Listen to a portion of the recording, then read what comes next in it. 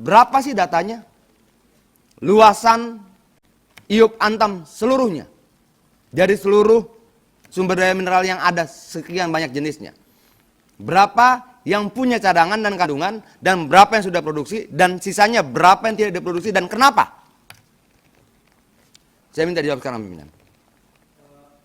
Apa enggak sebaiknya kita ini dulu, nanti satu-satu gitu, Mas? Bukan, pimpinan, ini penting. Oke, dipersilahkan. Kenapa nggak pernah diceritakan kok? Ya. Saya nanya sama teman-teman Komisi 7 di sini. Ada nggak yang tahu jumlah Iup berapa banyak yang dimiliki Antam? Timah, PTBA, luasnya berapa? Yang punya kandungan potensial berapa?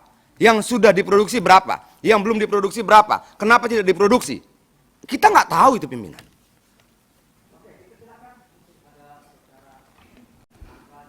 Ya, baik Pak Adian. Jadi secara angka kami nggak bisa menghadirkan sekarang. Kenapa? Kamu dirut kan? Datanya nggak kita siapkan. Kenapa? Dirut nggak punya ingatan tentang itu? Ya, makanya secara garis besar bisa saya gambarkan. Operasi Antam khusus nikel ada mulai dari Pulau Gak di Provinsi Papua Barat. Saat ini beroperasi cukup baik, produksinya 3 juta ton per tahun. Total cadangannya mungkin sekitar 200 juta ton, ya. Kemudian ada lagi di Maluku Utara. Jadi blok tambang nikel Antam itu gampang, Pak. Di timur ada di Pulau Gak, ada di Maluku Utara, Halmahera Timur. Ya. Di Halmahera Timur saat ini adalah merupakan basis rencana alokasinya adalah untuk basis produksi baterai, proyek baterai nasional, Pak. Enggak, gini loh, baterai itu nanti. Saya mau tahu jumlah luas tambang yang kalian miliki berapa? Yang punya cadangan berapa? Yang sudah diproduksi berapa? Yang belum diproduksi berapa? Dan kenapa tidak diproduksi saat negara sedang butuh uang? Ya, jadi lokasi tambang nikel kita ada di Gak Nikel, ada di Maluku Utara, ada lagi satu lagi yang tadi saya sampaikan di Provinsi Sulawesi Tenggara. Dan kemudian di Sulawesi Tenggara terdapat di 2 kabupaten, Pak, di Kabupaten Konawe Utara dan Kolaka.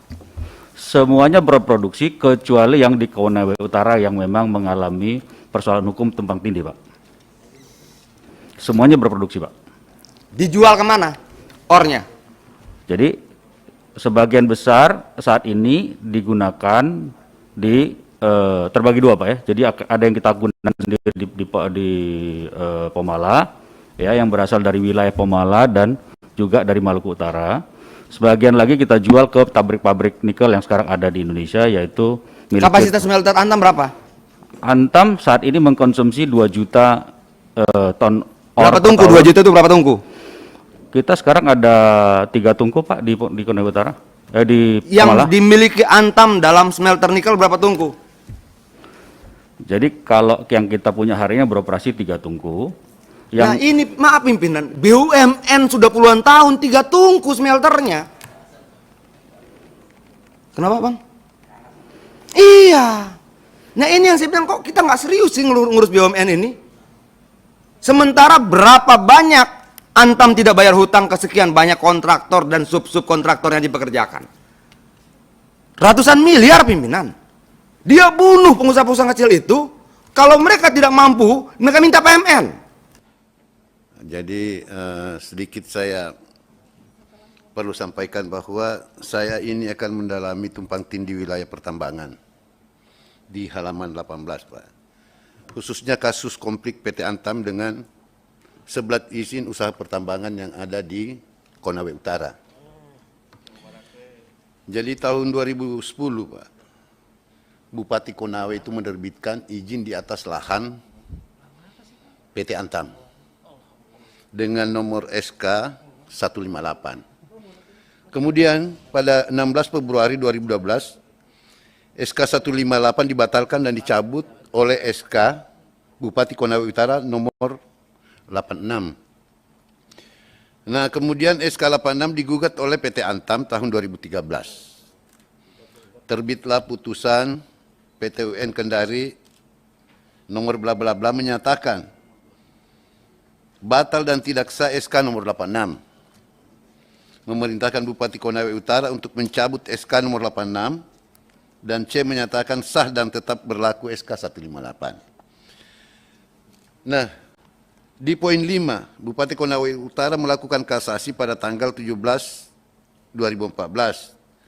Terbit putusan MA nomor 22 225 MK 2014 yang memutuskan menolak permohonan kasasi Bupati Konawe Utara sehingga menguatkan isi putusan PT UN nomor 10 garing G garing 13 garing TUN. Nah, pada saat terbitnya putusan MA ini, keputusan MA, harusnya pada saat itu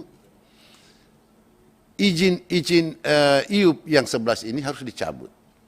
Tapi nyatanya sampai sekarang, ini menurut informasi, sampai hari ini 11 perusahaan itu masih tetap melakukan kegiatan. Bahkan dia tidak mempunyai RKB, jadi dia minjam RKB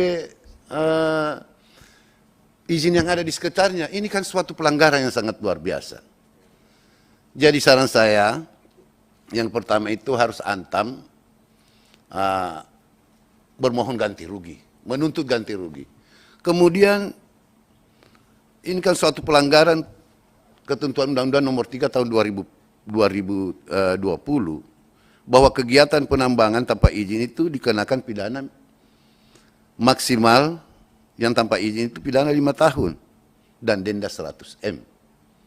Harusnya ada efek jerah, Pak. Jadi jangan PT Antam tinggal diam. Coba bayangkan berapa deposit yang hilang. Berapa cadangan PT Antam yang hilang selama tahun 2014 sampai sekarang.